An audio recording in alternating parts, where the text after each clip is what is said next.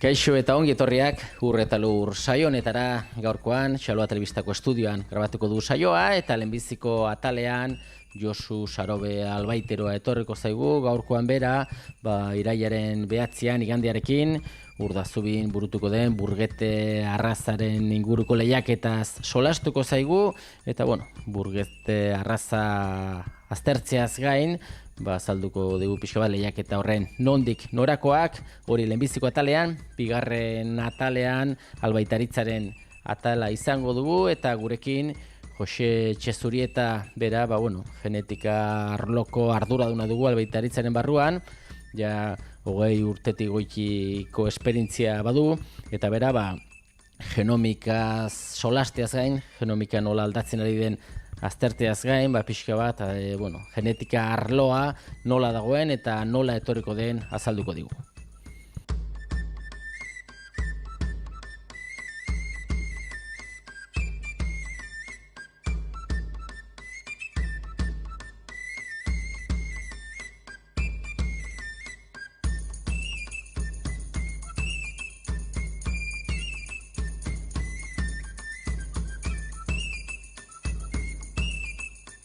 Saioaren hasieran esan bezala lehenbiziko atala honetan, Burgete arrazako feria baten inguruan solastuko gara, badakizue irailaren 9 igandean, Urdazubin Burgete arrazako lehiaketa ospatuko dela, orain dela 2 urte Lekunberrin burutu zen bezala, eta nirekin Josu Sarobe Albaiteroa dut, bera pixka bat, egun horretan ere epaimaia ibiliko da, epailanetan, eta beti ere, antolakuntzan laguntzen, edo pixka bat badaki nondik nora joan den feria, eta alaxe da ez, Josu, feri garrantzitsua, igandean, irailaren 9, eta ongi etorri ez gure eskualdoretara. Bai, feria polita da, azien gustatzen zaionen dako, da arraza bat, hauniz mejoratu dena, ondarrek urteoketan, normalen 2 urtetatik egiten zen, batez ere sakan alde hortan, azkeneko 2 aldietan Lekunberrin intzen, aintzinekotan Alsasu alde hortan, eta unatekoan erabaki dute unatek hartzea. Hasieran batzuten beldurra pixket igual, pixket urrutixo zalako zeda desmano, bino egia errateko animatu dire haunitz ganaderoak, bai. Ja, dagoeneko, datuak pixka bat buruko purua eta baditu zueia, eta, ze ipatzen dugu, buru asko izanen dire, ze sekzion izaten dire? Buru asko, bai, bertze urte eta meino gehiago, 180 buru gutxi gora bera izan dire, igual pasa, kalkulatzen dire baita ere uste dut 28 ganadero etorko direnak, eta atalak uste dut 12 izanen direla, kategori desberdinak adinen araberean, gero baita ere behorra bere umekin ere bai izanen direla, behorrak alde batetik, zaldi bertzaletik eta adinen araberean bai. Orduan buru asko eta zuei epai lanetan zabiltzaten nahi, lan dexente tokatuko zaizu ez? Lana da, gauza polita da, batez ere jendea ikusteko, aintzineko egunoketan ikusitugu ere bai Amaiurren bertze olako arraza kontua eta bretonak, 2 arraza horiek eta gero Ardanesa lagundu dute haunitz Burgete arraza hau sortzeko. Horren azkenean, erraten duguna, orain raza hau, Burgete arraza hau, behorren aldetekan da punteroa, arraz forma politak hartu ditu, mejoratu da honitz, eta gauzoiek ikusiko dire hor dantxarinean egun hortan bai. Orduan, Burgete arraza, bertako arraza, ze irten bide ematen zaio arraza honeri? Hemen orokorrean aragia. Aragien dako da, oen gainera potroa ongi dago, prezio polita egiten ari da, eta hemen aragia. Bere garaian, aintzineko bretonak eta kontua eta hori laneko ibiltzen ziren, edo gerrak ejerzituak ibiltzen zituzten kainonak eta eramateko gauzoiek, eta orain batez ere aragitako. Ze zaugarri morfologiko izaten ditu pixka bat Burgete arrazak, ezagutzeko arraza? Da arraza bat, aragitara orientatuta, orduan izan behar da, Amaiurrenta egondu ziren bezala, egondu ziren, ikusi zuten pixka morfologia horiekin, bino ezain altua.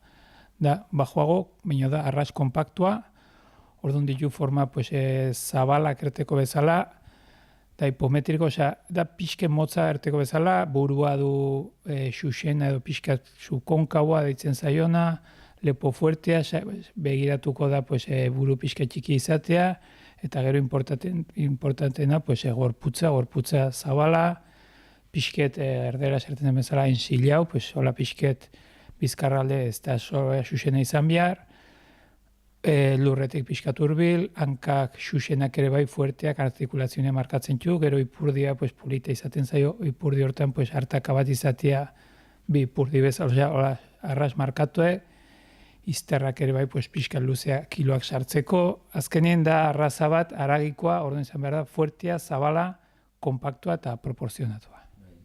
Urdazubiko udalak beti ere antolatzen du lehiaketa, bueno, beti ere ez derna gara lurren laguntza hori izaten du, eta nola ez, askana elkarteak ere, sekzioetan eta beste zenbait lanetan ere laguntza eskaintzen du, eta, bueno, hilabete bukeran ere Pirenaik Arrazako feria Elizondon ospatuko da, azken urteetan bezala, horrelako feri bat, Urdazubikoa, urtero egiten ez dena, beti sortzen du lan gehiago bezala, ez?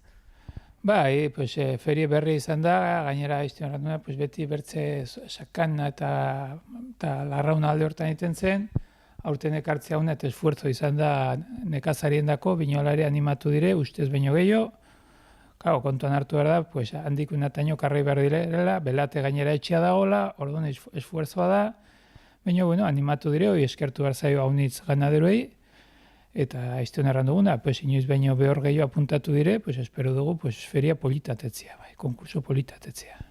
Azkenean, bueno, Nafarroko iparraldeko abeltzainak eta izanen direz? Bai, denak iparraldekoa dire, bai.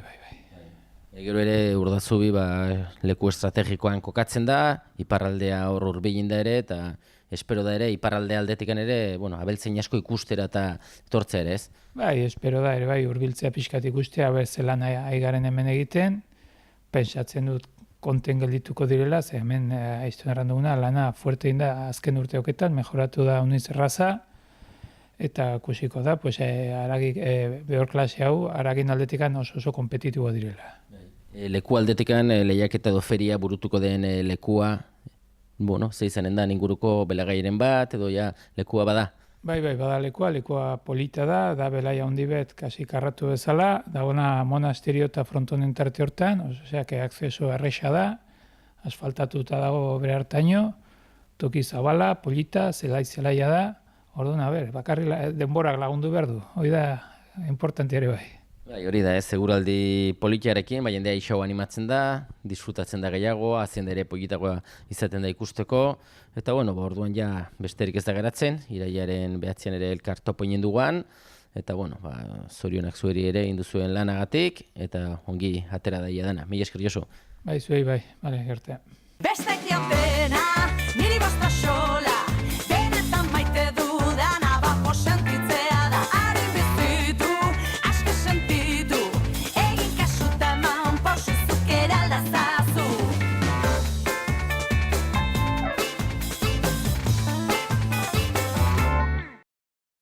Oraingo honetan, Jose Txezurieta dugu gurekin, bera leno ere, bueno, Xaloa Telebistan tarteka agertzen da, eta bera albaitaritzako arlo genetikoaren arduraduna dugu, eta, bueno, Jose, beti ere hor zaude buru belarri genetika hobetzen, saiatzen abeltzainak eta genetiko hobea izateko beraien haziendatan. Lehenbiziko hau igual azalduko dugu genomikoaren inguruan, o genomikan eren inguruan solastu behar gara, zer den? Zer de tekniko horrek ze adierazten du? Bai, egunon, hoxe, pixka bat genetika berez zaida urtetik urtea revoluzio bat jasaten, eta teknologia aida genetikaren alde lan asko egiten ari da, eta modu batean gu saiatzen ari gera gauzoiek iresten gure barneratzen eta pixka bat eskaintzen gure ganaderuei, gure baserritarrei. Genomika da oan dela urte batzuk ja zientifikoki aidea asko lantzen hori, eta da, adibidez, genomika esaten joguna da, analizatzea pixka bat animali bakoitzaren, edo gizaki bakoitzaren arlo genetikoa. Eta aztertzen dituzte genoma guztiek, deskonpontzen dute gure organismoaren genetika, eta orduan ezaugarri batzu dauka, individuo bakoitzak ezaugarri batzu dauzka. Eta orduan, bai pertsonaken, bai beste animalitan eta bai esne behietan lortu dute hori dena identifikatzea eta zehaztea bakoitzak ze ezaugarri dauzkan. Bai. Orduan, horren helburua da azkenean, zezen baten hazia botatzen dugulikan, behi bateri, badakigu ze hortik aterako den aretziak edo ze ezaugarriak izango dituen, ez? Pixko bat, helburua da aurreratzea beti ere, ez? Bai, oan dela urte batzuk izan da, ez geuneke sinistu ere egingo, baina gaur egun, jaiotzez ere, txaltxiki bat, txiki bat jaiotzen denean, ateratzen dizkiote odol mostra bat edo hile zabat, mostratxo bat, analizatzen dute eta handik ateratzen dute bere ezaugarri genetikoak. Orduan badakite, harrigarria ematen du, eta hala da, binon, predikzio bat ematen dute, zezen horrek, ze ezaugarri alditun transmititu bere ondorengoai, bere alabai. Badakigu, zezen bat olako genoma olako markadoreak, olako marka baldin baditu, bere alabak izango dula mejoratuko dula esnetan egin beste, edo ez, edo proteinan, edo errapean, edo alturan, edo osasunean, eta orduan, eta eunetik egunera etzen nahi dira, hori da genomika azkenean, hori ematen nahi gaitu instrumento hori gu jakituko aurretik bai. Eta zuek albaitaritzan, genomikarekin lanean, aspalditxotik zabiltzat ez dela gaurko berrikuntza, ez da urtea badire, eta hor bada, maitzen bat oso, pozgarria, zet ikusi duzu, ongiari izatela lan egiten, ez? Bai, garai batean jende asko esatuz hori apostu bada, jakin ez dakigu, zegertatuko da, eta garai batean albaitaritza bezala eta gure klienteak gutaz konfiantzi izan zutenak, momentu hontan adibidez eta pixkat argitasun gisa, zantzeko bandela adibidez 4-5 urte zezen bat zabaldu genuen, bi edo 3 zezen, momentu hartan punta-puntakoak zirena mundu mailan, baina txikitan, oraindik kontrastatu gabe, oandik zehaztu gabe, eta adibidez hori momentu enten aldut ezan izena ere, Rubicon da zezen bat horiek guk aipatu genuena. Momentu enten abuztuan aterazien probak, bere alabakin, eta momentu enten zen dezakegu 2000 alaba dauzkela, eta zehatz ezaugarri guztiak baieztatu egin dira. Garai batean txaltxikitan oandik azia produzitzen hasi gabe ere zehonean, zientifikoki eman zien ezaugarriak eta marka horiek zehaztu egin dira eta baieztatu egin dira 2000 alabakin ez da gau erdiko ez dula, 2000 alabakin zehaztu da. Momentu honetan Ameriketan, eta esan dezeko mundu guztian, numero 1 lehenengoa da, eta arro gaude esateko gu konfiantza izan genula eta gustora gaudela eta emaitzak hor daudela.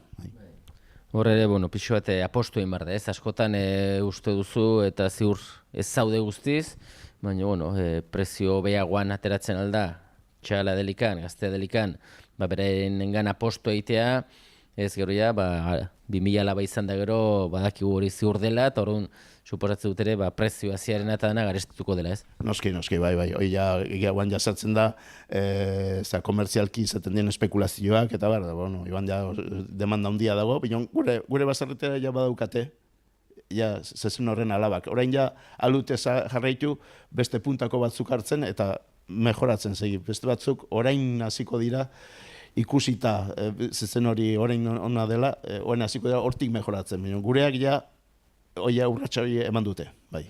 Ez egite, paserri mundu honetan ere, azien munduan espekulazio handia izaten den ere, pixka bat? Bai, espekulazioa noski.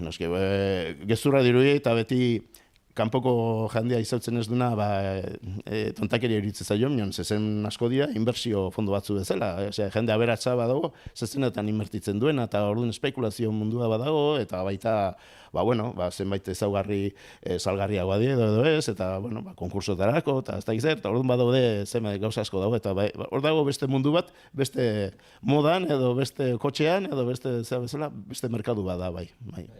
Esneko behietan batipat, azkenean genetika eta ekoizpena oso handia behar du izan, aurreratua, eta nabaria da ez, azkenean 20-25 urtetan ekoizpen asko aldatu da ez. Bai, garai batean zen guretzat, esne kantidadea, esne kopurua, grasa, proteina, gero pasaitu ginen beste urrats batea, nahi genitu alako behiak, olako errapeak, olako zangoak, Momentu hontan ja igera beste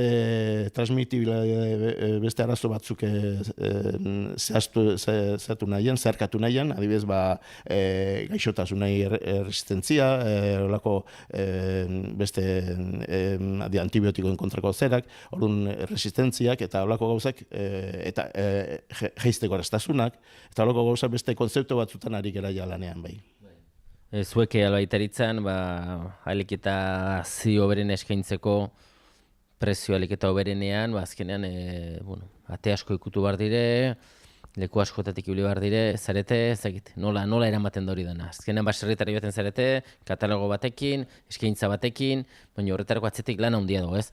Bai, azkenean katalogoa da, gure pantalla bat, ez? Minon atzian beste trastinda handia dago, ez, atzian oso lan azpilan handia dago. Eta momentu enten adibidez, bai albaitero servizio aldetik eta bai tekniko aldetik badago beste lan handi bat egiten ari dana. Adibidez, momentu enten genomika dela eta nahi bazu esplituko dizu pixka bat, ja teknikari bat daukagu, nartugu gure taldean, eta pixka bat buru belarriz hartuko da ja genomika munduan. Pixka bat servizio hori ja pixka barraiatzen, pixka zabaltzen, baserritar guztientzat, orduan ez delia bakarrik zezenentzat izan, baizik eta bai eta ere gure behiak eta gure migak aztertzeko garai balioko duena. Orduan ja zuen taldean, kontratatu zuen talderen barruan persona dugu, gainaz neska ustet neska badela ez? Bai, aditua da gauzo betan, Miren Zagartzazu da, eta ondo izotzen du mundu hau. Eta ja hasia gera, zabaltzen servizio hau, pixka bat beitegietan, migak eta behiak aztertu genomika egin, esaten duna, belarri puskatxo bat ematen dugu, analizatu, eta egiten diote bere genoma, bere genomikoa arrastua aztertu, eta ja, mendik horra izango du aukera esateko gana dutzalei, zure punto fuerteak hause dira, zure akatsak hemen daude, zure ganaduan aurtasunak hemen daude, eta hemen dijo berko zenuke, edo ez, hori izugarri lagunduko digu, hobekuntza genetikoa egiten, eta,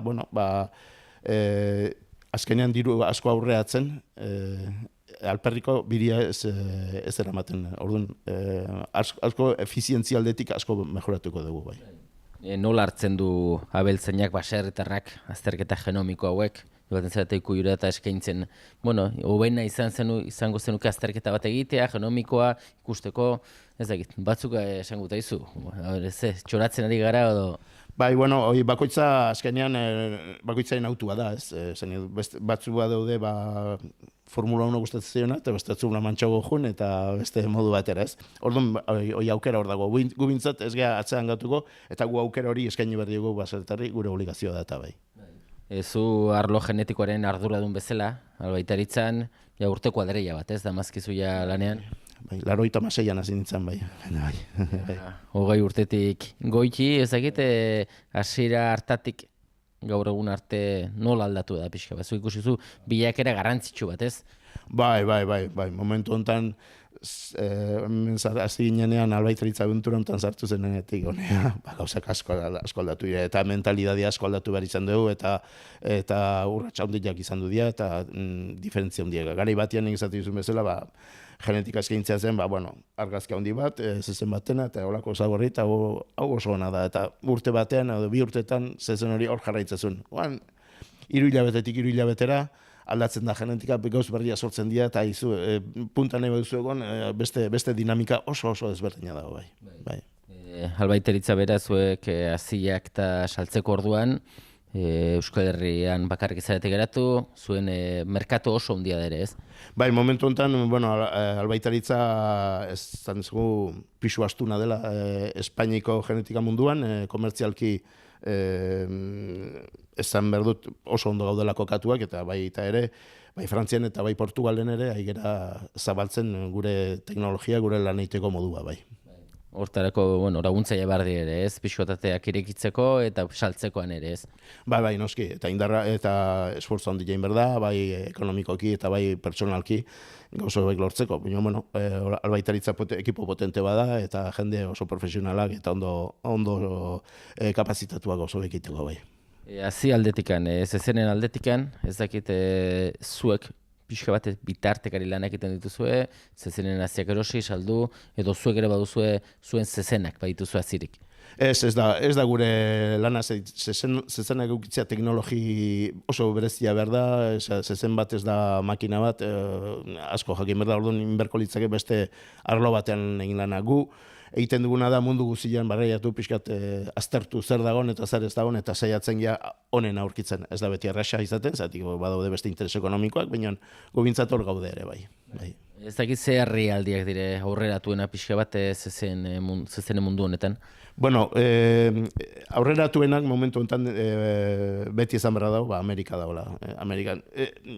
Teknologia aldetik fuertea dira, oso dira, badago beste arrazoi bat, azkenean milioika bi dauzkate, eta ganado asko daudenean mejora egitea asko zerraxagoa da, zati badaukazu populazio handiagoa eta alduzu mundi mejoratu. Espainian 800.000 behi daude, eta horietatik asko ez daude, ez da kontrolen ere, ez dakigu ez da nolakoa diren, ez da.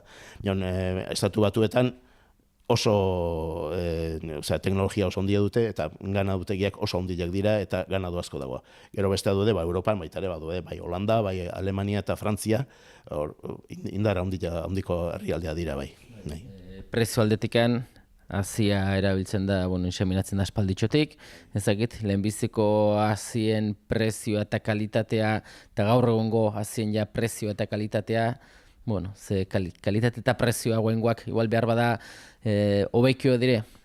Bai, konzeptuak asko aldatu dira, diferentea dira. Garai batian bat zeuden, bai, zezen batzuk, nahiko garesti pagatzen zienak, eta jende asko pagatzen zuen garai arte. Momentu hortan, produktuen bilakara oso diferentia da. Momentu honetan, igual badaude 3-4 hilabete zezen bat asko balio duna, gero jatu iten da, zati, atzeti bat oste bestatzu bultzaka, eta orduan ja protagonismoa galtzen ari da. Gero berriro, adibidez, hori izan dugun bezala, 2000 alaba, eta dauzkanen ja zezen konfirmatu badanean berriro prestigioa izaten du, eta orduan, pixkat merkadua oso kanbiantea dago, bai, aldakorra, bai. Prezo aldetikan, ikusentzule askok ez dute jakinen zenbat kostatzen aldaba zezenaren hazi bat. Bai, horre ere esan berra dago, baita teknologian ez dugu aipatu, bestetan aipatu duen bezala, baita ere sortu da hasi sexatua, eta hori ere beste urratxe bat izan da. Hasi sexatua normalean 2 edo 3 aldiz garestiago da normala baino, orduan hasi bat 15 euro bali badu, sexatua 30 o 40 euro bali du, claro, efizientzia asko handiago da. Bakizu hasi sexatuarekin 195 probabilitatea dauzkazula urruxa jaiotzekoa. Orduan hori ja beste urrats bat ematen duzu. Orduan prezioak zezango nizuke, badaude 3-5 eurotik 3 o 100 euro arte. Osea, hor badago nondik jo, bai. Eta baserritarrak batzuk postu egiten dute, edo nahi dute dirua gastatu zezen konkretu batzutan, ikusten da hori edo? Bai, baserritar bakoitza edo ganadu bakoitza mundu bada, eta badago denetatik, eta batzutan harritu egiten gara, zer igual zezen bat sortu da espekulazio hondekoa, oso berria, oso gaztea, eta oso zaugarri honekin da oso mugatua, zetik, karo, herrialde guztiak nahi dute hortik, eta minon, karo, zezena gaztea da, eta urte betekin azten ziak entzen, 200 dosis ateratzeko, igual 2 egun behar dira, ez, eta orduan, eta gero berriz maduro, pixkat, zezen zarragoa danean, ja egun batean 500 o 600 dosis prestatzeko, orduan ez da berdina. Minon, igual, adibidez, zezen gazte boitako bat, momentu hortan jartzen igual, 1 euro, 150 euro, eta gu eskaintzen dugu, eta minon badira, zarretar eusten dutena ganaderuak, noski, horiek ere moitzen dira beste espekulazio mundu batean, ez? Minon, badira, bai. Pixka bat, baserritarrak zezenak ezagutzera bateko, bauze zuen katalogoa, ezakit ze punturaino baserri biltzeak aritzen zarete, edo gaur egunen ja teknologi berriekin ere, baserritarrak interneten asko sartzen da, zuen borrian, nola ikusten du baserritarrak ze zezen dire merkatuan? Bai, hori denetatik da, teknologi berriak mundu bat erekin dute, bakizu, internetekin da hori, aksesible da ondila daula, beste gauza askotan deitzen digute, eta guz izautzen ez ditugun zezenan gatik ere galdetzen digute, zati jendea horre biltzen da, zaguzi harakatzen, mundu oso harakatzen ez. Orduan badaude, bi estremo daude, batzu ez dutela nahi inora saltzea, badaukate gaitasuna, behaiek aukeratzeko zen nahi duten da, espreski eskatzen dute gauz bat zehatza, eta beste batzu badaude, gustatzen zaiona, norbaitara jutea, eta azkenean harreman personala ere importantea da, ez zen edut, zuela jutezea, ikusten duzu, zure bere behiak ikusi, diagnostiko bat egin, ez ondo dauzkazu, nik ingo nuke hemendik jo, edo bestetik, edo zangoak edo ahul xamarra dauzkazu, eta, pixka denetatik dago, baseretar bakoitza mundu bada, eta pertsonak mundu bat egea bakoitza, ez da. Ez dakit baden Euskal Herri mailan Ikuyurik bere helburua dena azkenean aretzeak sortu eta gero migatan edo saldu edo aretzeek direlikan ere pixko bat dedikatzen dena esnea ekoizteari baino gehiago aur aintzinerako hazien da saltzea. Ez, esateko ez dago zehatza. Nion badago jendea, badukala bere konzeptua, genetikan aurreratu nahi izatea, eta beti izaten du aukera, etzeak saldu, eta badukalako prestigio bat. Hortara euneko dedikatzen dena, ez, baina, badira batzuk, bai. Eta, azterketa genomikoak, hazi sexatua, egungo gaia dire, teknologia gauzatuak, ezagit, etorkizuna epe laburrean, zer aditzen duzue, zer etortzen alden, berrikuntzari bada edo? Momentu honetan, ez da resa jakitea zetik. Ze aidan egiten munduan zer gero konturatzen zera edo jakiten duzu ez. Momentu honetan, genomika nahi da gauz bat oraindik ez dena euneko euna lortu. Osea, haidia beste gauz barriak lortzen, esan adibidez, haidia aztertzen genomikari buruz kontrolatzea, zenbait tendentzia o aldadeak behiena, adibidez, gatzaian izateko probabilidadea, genetikoki probabilidadea, edo kare falta zeran umegin berritan, eta zetosisa, eta loko gozak.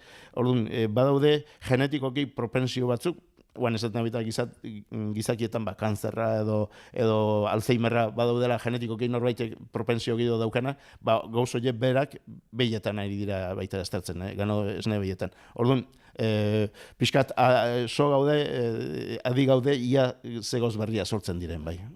Genomikaren barruan, badela zer egin, ez? Guendikan hor esparru zabala da, eta hor... Ni ez dizut esplikatu, ez dakit, baina, genetikan molekula bat aztertzen dutenean, 50.000 kodigo genetiko diferentik azaltzen dira, eta orduan hori denak aztertzea eta baduka bere, sekretuak, bai. Albaiteritza zuek, hazi munduan ere, Espainia mailan oso asentatuak, asko saltzen duzue, sektore honetan kompetentzia handia bada ere? Bai, denetan bezala. Bakizu. Komertzialki interes asko daude, zentro bakoitzak eta berez zezena duzke, eta zu bati espai oso erosten zezena, saiatu da beste bateri saltzen, orduan, hori da, merkadun dinamika hori da, eta esne behietan da mundu honetan berdina da, bai. Haziak eskaera egiten denetik, iritsi arte, laburra, prozesua labur xamarra da edo... Idenetatik dago, hazi normaletan ez dago problemarik. Hazi sexatuakin, pixkazatik prozeso luzeagoa da, are gehiago, Amerikatik ekartzen moduz, eta badaude Europako restrikzioak, beti badaude kuarentena batzuk pasatu beharrak, eta hor pixkat ibili behar dugula adiago pixkat gauzak ondo egiteko, prozesu bat eskaeratik gu jaso arte, igual hilabete, 5 aste pasatzen dira, orduan pixkat hortan adi ibili behar dugu, Behin hazi erosita, hazia oso ona delikan, normalean, albaiteruak hazi ematen dio behiari, edo baserritarra gehienak ere gaur egunean beraiekin seminatzen dute? Normalki hori urratxo hori baserritarrak eman dute gehienak, behitegi desente xamara dienez, 50 behitetik aurrea. Beti albaiteruak ematea profesionaltasun bada eta konfiantza bat izaten da bitar. Hortan baserritar txikiak ez daukate inongo desabantailarik, zate, zerbizio bat baldin baduka albaiteruekin, ez dauka inongo arazorik. Eta fiabilitatea gero behi hori ernei geratzeko? Hoi bakizu bi faktore dira, haziena eta bestia behiana. Eta askotan, haziari kulpa handia ematen dugu, minon baita ikusi behar dugu behiak eta nola dauden, eta bar. Horre badago beste genoman aztertzen ari dira, behiak, behi denak ez daukate gaitasun berdina, azkar ernai geratzeko, baizik eta batzu badira nekezago edo kosta gehiago ite zaiola ernai geratzen. Horre badago, hortan ere idea genomika gaztertzen, bai.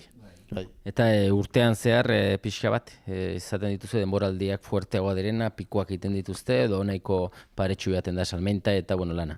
Bai, gure historian beti ikasten nahi gera, eta hemen badago adibidez Euskal Herrian baukagu ezaugarri batzuk, hemengo ganaguteiak modu batera, eta igual izango nuke Kantabriko aldean ere bai. Nion gero ja, pixkat herriberaldea aldatzen dira baita ere, zatik, estazionalidadea diferentea dira, udara gorragoa da, animaliak ez dira ainarrez ernaltzen, baita inkluso bero hoiekin ere ganaua geldiago goten da, zailago da baita ere susaldiak eta nabaritzea, orduan udaran da beti pixkat gara imakurrena. Gero ja irailatik aurrea azten da berriz golpe fuertea eta udaberrian. Bai.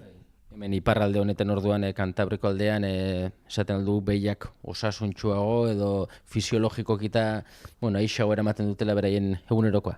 Bai, zeurazko bai, hemen ez dago hain gauza estremoak ez, beste erdi aldetan bezala. Hemen pixkat ezetasuna jotzen du gure aurka, gana duentzat ez da hain osasungarria ezetasuna, bai, momentu nik esango nuke pixkat temperaturak eta ez diela hain bortitzak, beste lekutan bezala. Adibidez Andaluzian badaude garaiak, badaude granja askok, uztailatik iraila arte, o ekainatik iraila arte, ez dutela inseminatzen, zezena usten dutan behin tartean, da ia zegertatzean, pixkat ala loteria, ezaten demetzela bai. Urte kuadria orduan albaitaritzare genetika munduan, eta ez dakit urte guzti hauetan, 20 urtetik pasatxo, zezenen bat esango bazenu, zezen hau izan du da guretzat, izanen da zezen pare bat hiru behar bada igual, zu diozuna, asko saldu dugu, oso nateri da, pixot arrasto utzi duna, ez? Bai, horri izan genuen urrats bat, zezen bat izan genuen ni hasi eta handik 10 urtea, 2005 garren urtea, champion izan zen, zezen bat kanadiarra, oso ona, oso markadorea ona. Momentu honetan ez zen hona izango, zatik deskubritutako beste gauza bekin, azaldu zien gero beste karakter batzuk ez zain honak. Minon, momentu hartan izan zen oso diferentzia markatu zuen zezena, eta albaitalitza izen bat hartu zuena Espainia osoan, bai. Ikusten duzu azkenean genetika aldatzen doa, albaitaritzare momentuan eguneratasun hortan dago aurreratu ere, eta azken finean albaitaritzaren helburua, abeltzainak, baserritarrak, alik eta ekoizpen gehien izatea beraien ikuiluetan, eta sektorea indartsu eta beti bezala aurrerakoi izan dadila. Jose, eskerrik asko azalpen guzti hauek emateagatik, Xaloa Telebistako estudiora hurbiltzeagatik, eta zuek ere segi orain arte bezala jotake lanean, ez? Bai, eskerrik asko zueri, zure arretangatik eta zure atentzioagatik.